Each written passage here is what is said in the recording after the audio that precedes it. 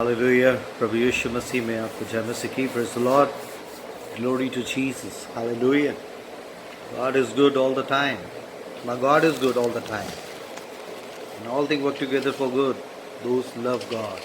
मेरा अगर आप परमेश्वर से प्रेम करते हैं तो इन तमाम परिस्थितियों में भी खुदावन ने बेहतर बातें आपके लिए मेरे लिए सोच रखी हैं। और यकीनन खुदावन ने लॉकडाउन के सीज़न में सारे विश्वासी से बातचीत कर रहा है, अलग अलग तरीके से बातचीत कर रहा है। और ऑल टुगेदर उसके पीछे एक ही पर्पस है कि यीशु मसीह के आने से पहले मैं और आप उस कलीसिया उस में पाए जाएं जिसको लेने के लिए आ रहा है, जिसके लिए एफिशिएंट 5:27 में लिखा, मैं कैसी कलीसिया के लिए जिसकी जो बिना दाग, बिना झुर्री, बिना कलंक की होगी। तो मेरे और आपकी मदद करे। और आज की सुबह परमेश्वर ने एक वचन को आत्मा में उभारा और जो काफ़ी समय पहले प्रभु ने सिखाया था, मगर मुझे ऐसा लगा कि कल से परमेश्वर इस बात के लिए बोझ दे रहा था कि उसको मैं अपने बहन भाइयों के साथ आपस में शेयर करें। और यकीनन परमेश्वर का वचन हर परिस्थितियों में हमसे बातचीत करता है। प्रभु का धन्यवाद हो। वचन जो हालेलुया, वचन जो परमेश्वर ने आत्मा में डाला वो लूका उसका 13 बाब की 10वीं आयत से कुछ आयतें हैं, जिसमें कि यीशु मसीह ने क्रिपल वुमन को, एक कुबड़ी स्त्री को, एक lady was really almost bent over, मतलब जिसकी पीठ बिल्कुल झुकी हुई थी, ऐसी स्त्री की चंगाई की घटना को इसमें रिकॉर्डेड किया गया परमेश्वर के दास लूका के द्वारा। और लूका 13 की 10 में से लिखा है, सबत के दिन वे एक आराधनालय में उपदेश कर रहा था। एक खास दिन है ये। नॉर्मली यीशु मसीह कहीं पे भी पहाड़ पर, किसी के घर में, अलग अलग जगहों पे प्रचार करने, मगर बहुत कम बार परमेश्वर में लिखा है कि उसने आराधनालय में, और जब भी आराधनालय में यीशु मसीह ने प्रचार किया है वहाँ कुछ नई चीज़ें घटी हैं, बहुत सी रद्द-बदल वहाँ हुई हैं, बहुत सा रिवाइवल, बहुत सा औपचारिकताएँ, फॉर्मेलिटीज़ को वहाँ से दूर किया गया, हटाया गया, लोगों का विरोध भी हुआ और परमेश्वर की सामर्थ और परमेश्वर की महिमा भी वहाँ पर प्रकट हुई है। तो ये खास दिन है, सबत के दिन वह एक आराधनालय में उपदेश कर रहा था। बाकी वो हर जगह कहीं ना कहीं पे वो अपने उपदेश देने के लिए रुकता था और लोग इकट्ठे होते थे, मगर ये खास दिन है सबत के दिन। सबत के दिन जो एक रेस्ट का दिन यहूदी के मुताबिक माना जाता था, जिसमें वो सोचते थे कि ये सबत का दिन है, उसमें सब कुछ सिर्फ परमेश्वर में हमें आराम, उसमें आराम ढूंढना है, उसकी हजूरी में, उसके भवन में होना चाहिए। इस तरह की बात होती है। और लिखा है सबत के दिन वे एक आराधनालय में उपदेश, खास जगह है, खास प्लेस है और खास ओकेशन है, सबत का दिन आराधनालय में। और लिखा उसकी 11वीं आयत में लिखा है, और देखो एक स्त्री जिसे 18 वर्ष से एक दुर्बल करने वाली दुष्ट आत्मा लगी थी और वे कुबड़ी हो गई थी और किसी रीति से सीधी नहीं हो सकती थी। और देखो परमेश्वर यह वचन में लिखा है कि एक स्त्री जिसे 18 वर्ष से एक दुर्बल करने वाली दुष्ट आत्मा लगी थी और वे कुबड़ी हो गई थी और किसी रीति से सीधी नहीं हो सकती थी। आराधनालय में एक स्त्री पाई जाती है जो 18 वर्ष से कुबड़ी स्थिति में है बराबर। और बड़ी अजीब सी बात है, ये दुष्टात्मा ग्रस्त औरत परमेश्वर के भवन में पाई जाती है, आराधनालय में पाई जाती है, आराधनालय में पाई जाती है। आप सोचेंगे कैसे हो सकता है कि ये दुष्टात्मा ग्रस्त औरत का 18 साल से बराबर बिना नागा, बिना एब्सेंट के ये खुदन के भवन में पाई जाती है। और यह वचन ही बताता है कि उसमें दुष्टात्मा लगी थी और एक दुर्बल करने वाले, एक कमज़ोर करने वाली दुष्ट आत्मा रखी थी, जिसने धीरे धीरे इस औरत को बिल्कुल कुबड़ीपन की स्थिति में ला गया था, कुबड़ेपन की स्थिति में ला गया था। बिल्कुल कुबड़ा समझते हैं आप देख सकते हैं कि एक आदमी जो सीधा खड़ा होता है ऐसे, और ये बिल्कुल इस तरह की स्थिति में थी। तो आपकी मदद करें, इसमें एक बड़ा प्रकाशन छुपा है। लिखा है कि एक दुर्बल करने वाली दुष्ट आत्मा लगी थी और वह कुबड़ी हो गई थी। इस दुष्टात्मा की वजह से ये कुबड़ेपन की स्थिति में चली गई थी और किसी रीति से सीधी नहीं हो सकती, ऐसा लिखा है। मतलब किसी रीति से मतलब इसने हर तरह की कोशिश करी होगी ठीक होने की, या वैद्यों के पास गई होगी, या जिस तरीके से भी किसी रीति से खड़ी होने की स्थिति में नहीं थी, सीधा स्ट्रेट होने की स्थिति में नहीं थी।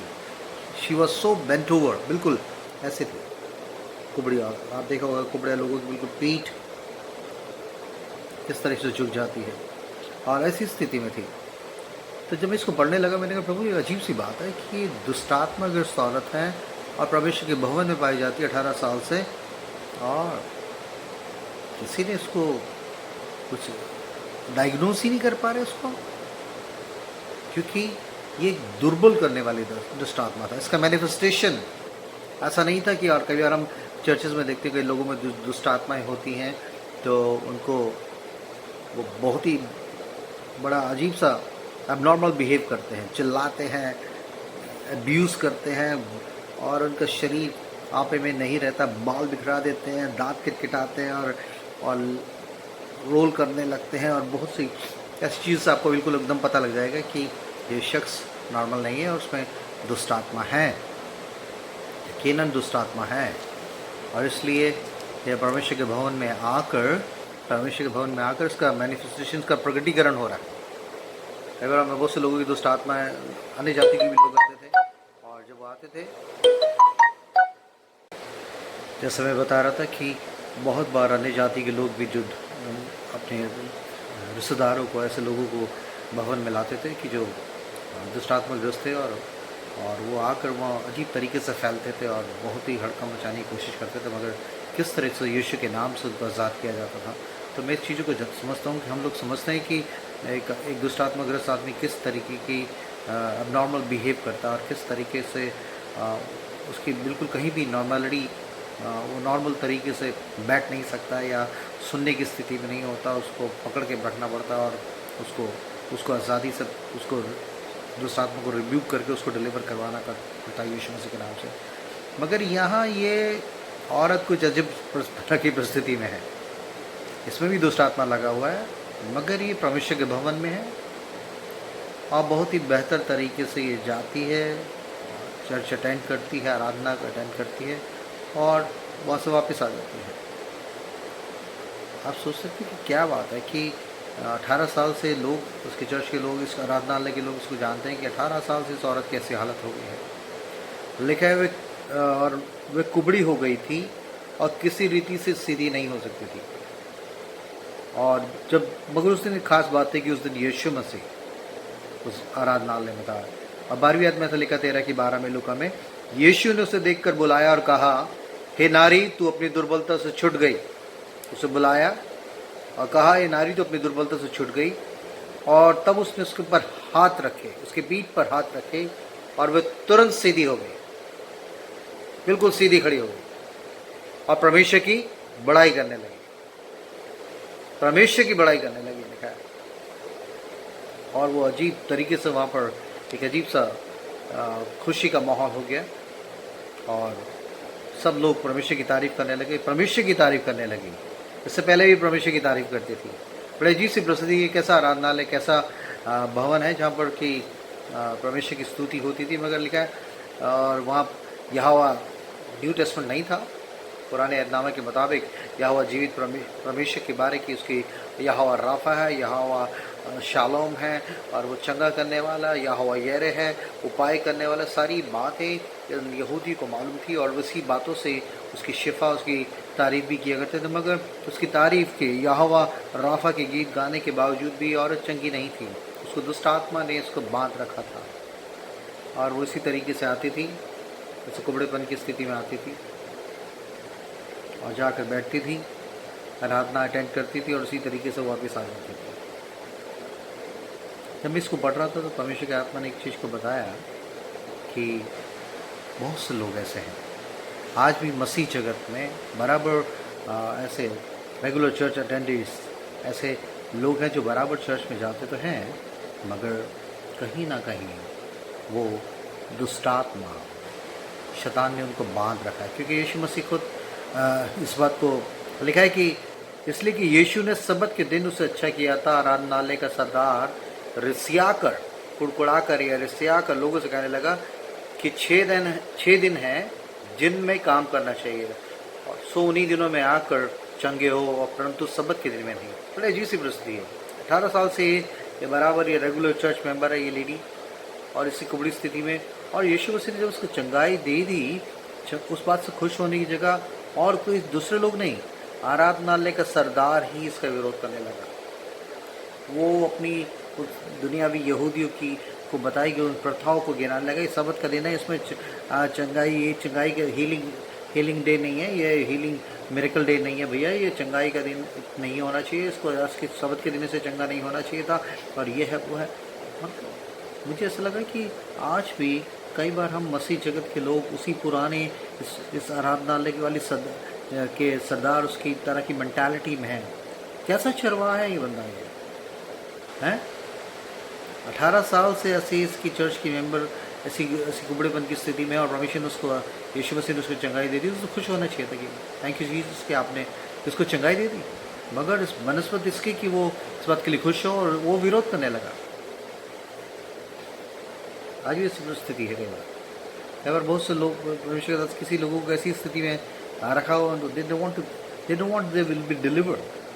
कहीं ना कहीं एक बड़े कंप्रोमाइजिंग माहौल में लोगों को बर्दाश्त किए जा रहे हैं, और ना उनको छुटकारे की जरिया बन रहे हैं। अगर परमेश्वर चाहता है कि मैं और आप इस बात को जान लें कि हमारा परमेश्वर चंगा करने वाला परमेश्वर है, और वो हर एक बंधनों से हमें रिहाई देने की स्थिति में है, रिहाई देना चाहता है, और चाहता है कि हम बेहतर तरीके से उसके लिए वो स्तुति करते। लिखा वो उसकी स्तुति करने लगे। पता कैसी स्तुति करती होगी पहले, अगर वो जब सीधी खड़ी हो गई तो किस गर्मजोशी के साथ उसने खुदा की स्तुति करी होगी, आप सोच सकते हैं। मैं the holy spirit will give you picturisation in your spirit की इस औरत का इतने साल से 18 साल से ऐसी कुबड़ी वाली स्थिति में होकर एकदम सीधी हो जाना, तो कितनी खुश होगी है, कितनी डिलाइटेड होगी है, और कितने जोर से खुदा की स्तुति करने वाली। मगर इस बड़ी ऊंची स्तुति के बीच में ही उसी आराधनालय का सरदार इसका विरोध कर रहा है, डांट रहा है उसको, और लोगों को भी डांट रहा, कह रहा है सबत के दिन ऐसा नहीं होना चाहिए था, सबत के दिन नहीं, ये चंगाई का दिन नहीं है। कई बार हम भी अपनी बनाई हुई क्रिस्टडम की उस मस्जिद की ऐसी रिवायतों में इतने कैद हैं कि खुदा की रूह को, उसके काम को रोकने का जरिया बन जाता है। अगर परमेश्वर ना करे कि मैं आप ऐसी इस तरह की परिस्थिति में, इस तरह की हालातों में पाए जाए। और बाद में ऐसा लिखा है कि ये सुनकर प्रभु ने 15वीं आयत में से लिखा है, ये सुनकर प्रभु ने उत्तर दिया, हे कपटियों, क्या सबत के दिन तुम में से हर एक अपने बैल या गधे को थान से खोलकर पानी पिलाने नहीं ले जाता? और क्या उचित ना था कि ये स्त्री जो इब्राहिम की बेटी है, जिसे शैतान ने 18 वर्ष से बांध रखा था, सबत के दिन इस बंधन से छुड़ाई जाती? यीशु मसीह ने खुद वहाँ खड़े होकर क्या कह रहे हो यार तुम लोग हैं? तुम इस बात की खुशी होने की जगह कि ये औरत को जो इब्राहिम की बेटी है, तुम भी अपने इब्राहिम की बेटी होने का दम भर रहे हो, और ये भी इब्राहिम की बेटी, मगर उसको दुष्ट ने 18 वर्ष से बांध रखा है, और आज इस सबत के दिन इस बंधन से छुड़ाई जाती है। इसमें तो तुम्हें खुश होना चाहिए। तब उसने ये बातें कही तो उसके सब विरोधी लज्जित हो गए, और सारी भीड़ उन महिमा के कामों से जो करता था आनंदित हुई। हालेलुया। प्रभु का धन्यवाद हो कि आज भी कई बार जब खुदा की रूह की आज़ादी में कुछ चीज़ों को मेरा अपने तयशुदा, अपनी फॉर्मेटेड क्रिस्टियनिटी के मसीहत के माहौल में कुछ चीज़ें रूह की आज़ादी में जब करेंगे, तो बहुत बार आपका विरोध बाहर वाले नहीं, आपके अपने घर के लोग, कलीसिया के लोग ही करने लगेंगे। अगर परमेश्वर मेरी आपकी मदद करे कि परमेश्वर इन तमाम बंधनों से मैं आज़ाद करना चाहता है। जहाँ जो खुदा का रूह है वहाँ आज़ादी है, इसलिए परमेश्वर चाहता है कि मेरा भी आज़ादी में खुदा के लिए जीने के लिए अपने आप को तैयार कर सके। और प्रभु इस लॉकडाउन के सीज़न में अपने लोगों से बातचीत कर रहा है, और उनके उन एरियाज़ को बता रहा है जहाँ पर we need healing, we need a touch of Jesus Christ on our back, और अपनी उस कमर पर। जब मैं इस चीज़ को पढ़ने लगा तो खुदा के आत्मा ने कहा, ये औरत के लिए आप कह सकते हैं ये कुबड़ी औरत, फिजिकली ये इतनी बेंट ओवर थी, बिल्कुल ऐसी कुबड़ी स्थिति में थी। तो परमेश्वर के आत्मा ने एक प्रकाशन दिया, समझाया कि जब ये ऐसे आती थी, तो मैं समझता हूँ कि इस औरत के लिए स्पेशली लोग जगह दे देते होंगे, क्योंकि अगर ये जब तक आगे नहीं जाएगी परमेश्वर के सेवक को या आराधना करने वालों को नहीं देख सकते, इसलिए आगे वाली फ्रंट बेंच में या जाके ये बैठा कर दी थी। क्योंकि आप सोचिए, आप एक फिजिकल लॉजिक में आपको बताता हूँ कि एक आदमी की जैसे कमर झुकी हुई है तो उसको देखना भी लिमिटेड हो जाएगा। वो ज़्यादा दूर 2-3-4 मीटर से ज़्यादा दूर नहीं देख सकता, मगर एक खड़ा हुआ आदमी 100 मीटर 200-300 मीटर भी देख सकता है। तो दुष्ट ने सबसे पहले एक काम करे, आप इसको सबसे पहले एक काम किया कि इसको झुका दिया। परमेश्वर के आदमी ने एक बात को समझाया कि बहुत से मसीह लोग बराबर चर्च गोअर्स हैं, बराबर चर्च आ रहे हैं, मगर दुष्ट ने कहीं ना कहीं उनको झुका रखा है, उन्हें कुबड़ा कर रखा, उनको बेंट ओवर कर रखा, उनको क्रिपल कर रखा है। आपके नहीं जी, मैं तो फिजिकली बिल्कुल फिट हूँ, मैं बिल्कुल सीधा स्ट्रेट खड़ा हूँ, मेरी इतना हाइट है और मैं सब सामने देख सकता हूँ। मगर हो सकता है कि आप फिजिकली बिल्कुल फिट हों, मगर spiritually God is the spirit, परमेश्वर आत्मा, वो आपकी आत्मिक देह को, आपकी आत्मिक परिस्थितियों से वाकिफ है। आप फिजिकली फिट हो सकते हैं, आप कहें नहीं और बराबर चर्च भी जाता हूँ मैं, मगर हो सकता है कि खुदावंद मेरी और आपकी मदद करें कि इस लॉकडाउन की सीजन में, जबकि मैं और आप खुदा के सामने बिल्कुल मैं और आप अकेले हैं और कोई बाहर के लोगों को देखने के लिए आपके पास और कोई रीजंस नहीं है, आज इस खुदन की इस बंद कमरों में हम अपने आप को जांचें कि खुदन की रूह के मुताबिक मेरा फिजिकली फिट हो सकते हैं, मगर परमेश्वर लेकिन हम शरीर में नहीं चलते, हम रूह के लोग हैं और परमेश्वर रूह है और रूह में हमें देखता है। मनुष्य तो बाहरी रूप देखता है, मगर यहोवा की आंखें मन पे लगी रहती है। परमेश्वर के आदमी ने इस चीज़ को समझाया कि हो सकता है कि आप रेगुलर चर्च जाने वाले हो और बराबर टाइप पेयर्स भी हो, आप सब तरह के रिचुअल्स में और क्रिश्चियन एक्टिविटीज़ में बाकायदा बहुत बेहतर तरीके से संजीदगी से पार्टिसिपेट भी कर रहे हो और बहुत अच्छा कर रहे हैं, वेरी गुड। मगर स्पिरिचुअली ऐसा तो नहीं कि इस औरत की तरह जिसको फिजिकली कुबड़ दुष्ट ने कर दिया था, आप कहें नहीं मेरे साथ शरीर तो बिल्कुल ठीक ठाक, मैं बिल्कुल चंगा हूँ। आपकी रूह जो सच्ची स्थिति, आपकी रूह किस तरीके से मुस्तैद और चंगी है, ये ज़्यादा काउंटेबल है बनस्बत इसके कि आपका शरीर कितना दुरुस्त है। आपका शरीर और आत्मा दोनों को चंगाई देना चाहता है, मगर we are spiritual being first. हमारा शरीर तो मिट्टी में मिल जाएगा, मगर हमारा रूह की स्थिति और वो किस तरीके से पैबस्त और खुदा के लिए तैयार है और बिल्कुल स्टैंड है, खड़ी हुई है, ये बात तय करेगा कि हम अपना अनंत काल कहाँ बिताएंगे।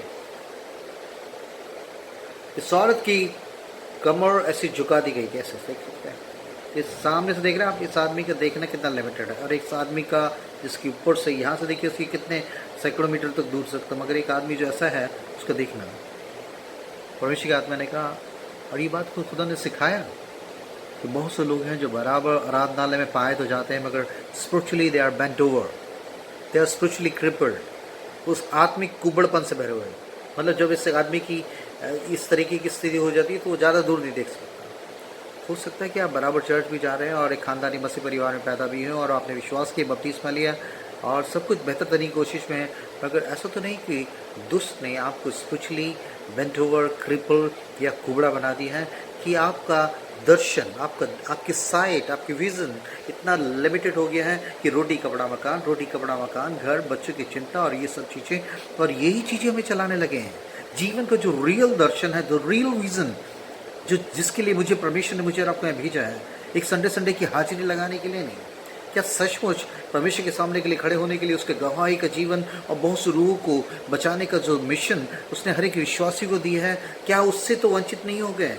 लेकिन जहाँ दर्शन की बात नहीं वहाँ लोग नाश हो जाते हैं। ऐसा तो नहीं कि आपके विजन को, आपके दर्शन को शैतान ने इतना लिमिटेड कर दिया कि आप सिर्फ यही संसारी चीज़ें ही आपको चला रही हो और हफ्ते की संडे को, एक दिन की, सबत के दिन की वो 1-2 घंटे की हाजिरी आपको संतुष्ट करके बैठी हुई है। You are so limited.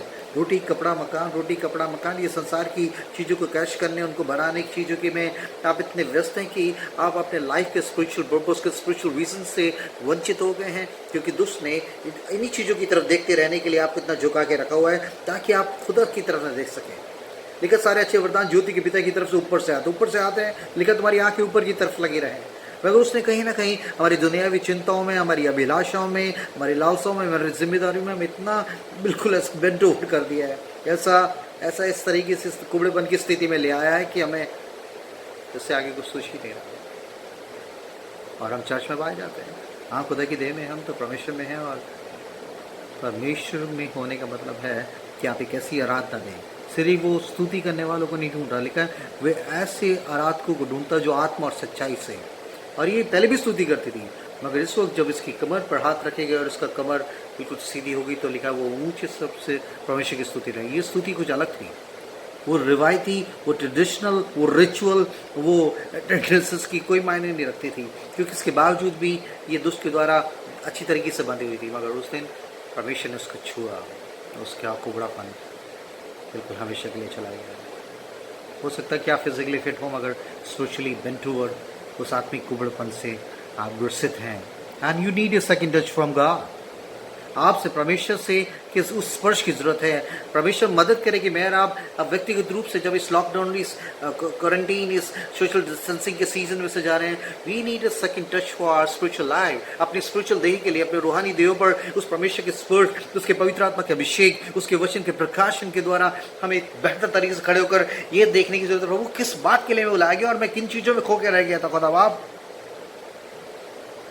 I need your touch on my back, Lord Jesus. अपनी रूहानी देह पर आपके स्पर्श की जरूरत है। I need a second touch, Father God. ये चीजों ने मुझे झुका दिया है, ये जीवन की चिंताओं ने, मेरे जीवन की जिम्मेदारियों ने मुझे झुका के रख दिया है। हाँ, मैं जैसे मेरी शुरुआत हुई थी वैसे नहीं है अब बस मैं इन्हीं चीज़ों के लिए, रोटी, कपड़े, मकान, अपने घर, अपने बच्चों और अपनी दूसरी चीज़ों को संभालने में इतने व्यस्त हूँ कि आपके उस हाई कमीशन को, उस महान आज्ञा को मैं कहीं भी पूरा करने वाली स्थिति में नहीं है। मेरा दर्शन इतना सीमित हो गया, बस यही संसारिक चीज़ें ही मुझे चलाने लगी हैं। उस रूहानी विजन से मैं वंचित हो गया हूँ। वो मेरे रात की मदद करें। आप फिजिकली फिट हो सकते हैं, तो देखिए देह में भी पाए जाते हैं, आप कलीसिया में भी जाते हैं जैसे इस औरत के साथ था, मगर स्पिरिचुअली आपकी स्थिति क्या है? हो सकता है कि आप परमेश्वर की कलीसिया में, उसके भवन में, उसका आराधनालय में पाए जाते हैं, मगर उसके बावजूद भी शैतान ने आपके विजन को, आपके दर्शन को इतना लिमिटेड कर दिया है कि संसारिक लोगों से बेहतर आप कुछ भी नहीं कर पा रहे हैं। आप एक रूहानी आदमी की तरह रूह को जीत कर परमेश्वर के सामने बुलंदी से खड़े होने की वो जज्बा, वो आग बिल्कुल सीमित होकर, बिल्कुल ऐसे लिमिटेड होकर रह गई है। मगर एक अच्छी बात थी कि उस दिन उस आराधनालय में यीशु मसीह था, और खुदा के वचन पवित्र में लिखा है, यहोवा झुकों को सीधा खड़ा करता है। हालेलुया। तो उस दिन खुदावंद वहाँ था, और वो दुनियावी वहाँ सेवक नहीं, वहाँ खुदावंद जो खुद हमारी सेवा टहल करने के लिए आया, उसने उस कुबड़ी औरत के पीठ पर हाथ रखा और वो उसी समय बिल्कुल स्ट्रेट खड़ी हो। हालेलुया।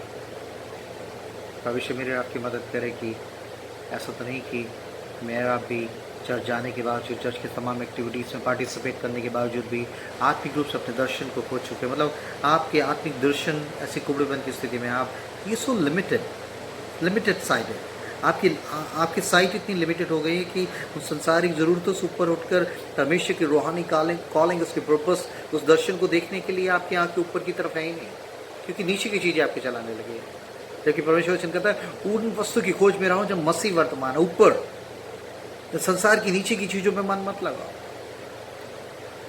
आप स्पिरिचुअल, फिजिकली कितनी अच्छी स्थिति में, फिजिकली कितने फिट है इससे मतलब नहीं है, स्पिरिचुअली आपकी स्थिति क्या है, this is countable in the site of God. ये परमेश्वर की नज़र में ज़्यादा मायने रखते हैं कि आप आत्मिक रूप से किस तरीके से अपने दर्शन को, जो आपने अपनी नई पैदाइश के द्वारा पाया, उसमें किस हद तक दौड़ रहे हैं, किस तरीके से सीधे खड़े होकर परमेश्वर से मिलने के लिए अपने आप को तैयार कर रहे हैं। आप चर्च में हो सकते हैं, आप कलीसिया में हो सकते हैं, कलीसिया की और दूसरी एक्टिविटीज़ में पार्टिसिपेट भी कर रहे हैं, मगर परमेश्वर सद इस खास समय में मुझे आपको एक नया ताज़ा स्पर्श हमारी रूहानी देहों की पीठ पे देना चाहता है। और मेरा आप जानते हैं कि मेरा कैसी स्थिति में, I need daily this touch. I am telling you, आपका फिजिकल देह कैसे भी हो, मगर स्पिरिचुअली हो सकता है कि आप आत्मिक रूप से, आप बिल्कुल, आपका शरीर में कोई कुबड़ नहीं है, कुछ भी कुबड़पन नहीं है आपके जीवन में शारीरिक रूप से, अगर आत्मिक रूप से शायद आप संसारिकता को कुबड़ है, संसार आपको चला रहा है, संसार की चिंताएं और धन कदों का आपको चला रहा है। और जबकि परमेश्वर वचन कहता है, संसार और संसार की चीज़ों से प्रेम रखना परमेश्वर से बैर रखना है। अच्छी शुरुआत के बाद आप धीरे शैतान ने इसको कुबड़ कर दिया था। हो सकता है कि आपने भी अच्छी शुरुआत करी हो अपने आत्मिक जीवन की, मगर धीरे धीरे संसार आपको बहुत भाने लगा है, और यही नीचे की चीज़ों को आप पकड़ने में इतने व्यस्त हैं कि ये भूल गए हैं कि यहाँ की चीज़ें सब कुछ फानी हैं, ख़त्म होने वाली हैं।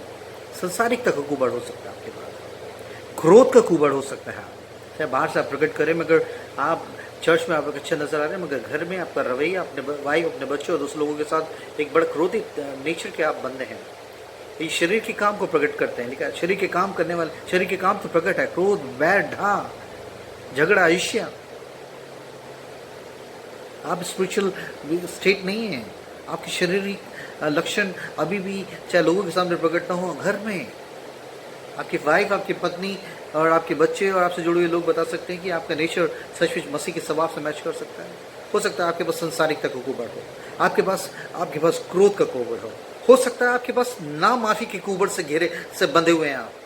आप चर्च जा रहे हैं, आप होली कम्युनियन भी ले रहे हैं, मगर किसी शख्स के लिए वो ना माफी का आत्मा हो सकता है कि आपके रिश्तेदार के लोगों के साथ एक बड़ी जगह पर उसी चर्च में वो सदस्य एक साथ ही होली कम्युनियन ले रहे हैं, उसके बावजूद भी उसको क्षमा ना करने की बातें, और आपके जीवन में वो कड़वाहट, वो बिटरनेस का वो लेकर आप उस कुबड़ को लेके चल रहे हैं और चर्च भी जा रहे हैं।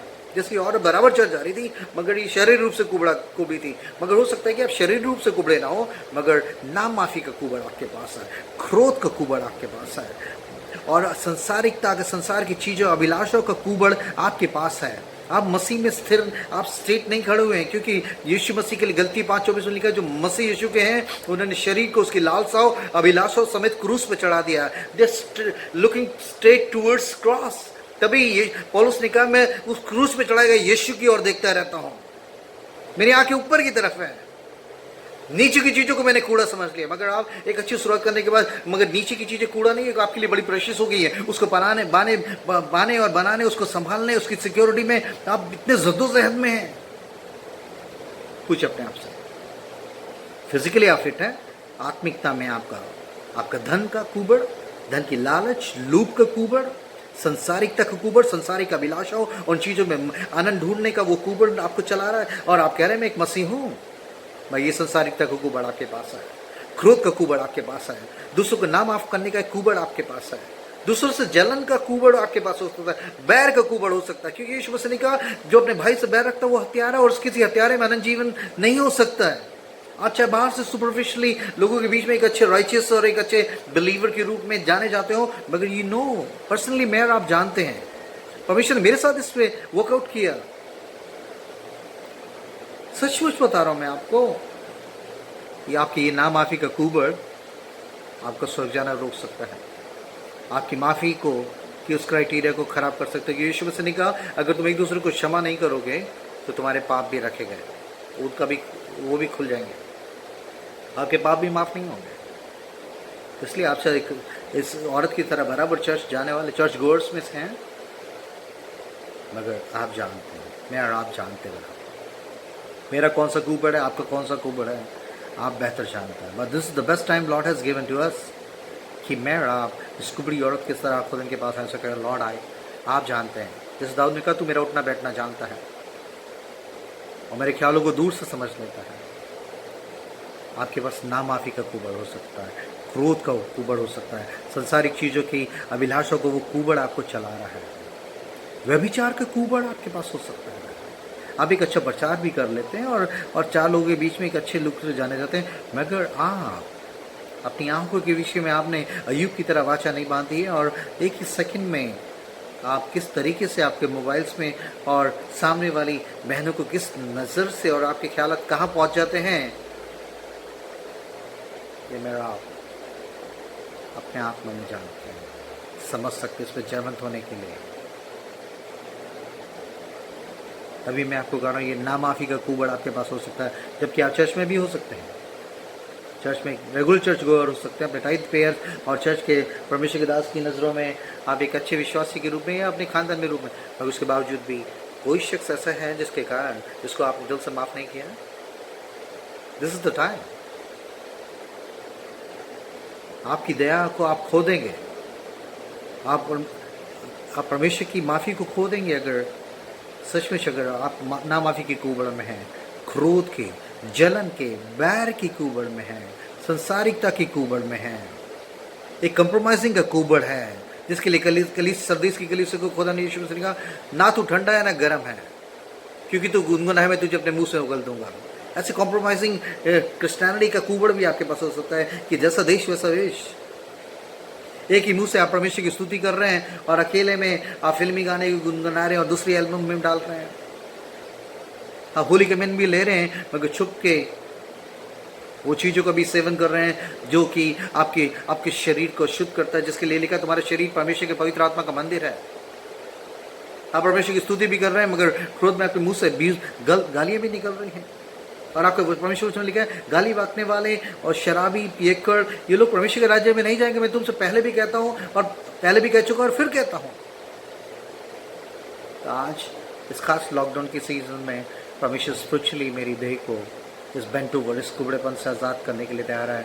वर्ष देखिए आप बिना कुछ छिपाए खुदा के पास आए, क्योंकि नीति वचन 28:13 में लिखा जो अपने अपराध छुपा रखता है उसका काम सफल नहीं होता, मगर जो अपने गुनाहों को मान लेता है, छोड़ देता है, उस पर दया की जाएगी। मैं एक खानदानी मसीह परिवार में पैदा था। मेरे चर्च में एक अच्छी इमेज थी, मेरे बिलीवर्स के रूप में हमारे खानदान में एक अच्छी इमेज थी। 4 लोग कहते थे कि लाजरस ब्रदर आपके बच्चे, सिस्टर एग्नेस आपके बच्चे बहुत ही अच्छे हैं।